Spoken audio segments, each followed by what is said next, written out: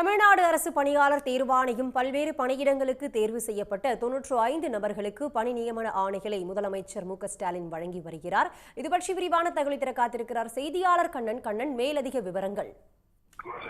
தமிழ்நாடு அரசு பணியாளர் தேர்வாணையம் மூலம் பல்வேறு பணிகளுக்கான பணியாளர்கள் தேர்வு செய்யப்பட்டு வருகின்றனர். அதன்படி தொகுதி 1 என்று அழைக்கப்படும் குரூப் 1 பணிகளுக்கான 95 பணியிடங்களுக்கு பணியாளர் தேர்வு செய்யப்பட்டார். அதில் 21 துணை 26 காவல்துறை கண்காணிப்பாளர்கள், 25 உதவி ஆணையர்கள், 10 துணை பதிவாளர்கள் என்று மொத்தம் 90 பணியிடங்களுக்கு பணியாளர்கள் தேர்வு செய்யப்பட்டனர். 25 பணியிடங்களுக்கு தேர்வு செய்யப்பட்டவர்களுக்கு பணி நியமன ஆணைகளை வழங்கிடும் அடையாளமாக தமிழ்நாடு முதலமைச்சர் மு.க. இன்றைய தினம் தலைமைச் செயலகத்தில் 16 நபர்களுக்கு பணி நியமன ஆணைகளை வழங்கினார். நியமன ஆணைகளை பெற்றுக் கொண்ட அனைவரும் முதல் மு.க. ஸ்டாலினுக்கு நன்றிகளை தெரிவித்துள்ளனர்.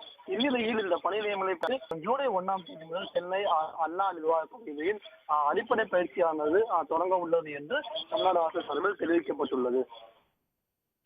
கண்ணன், தற்போதைய விவரங்களுக்கு நன்றி. உடனுக்குடன் செய்திகளை தெரிந்து கொள்ள சன் நியூஸ் பெல் ஐகானை கிளிக் பண்ணுங்க.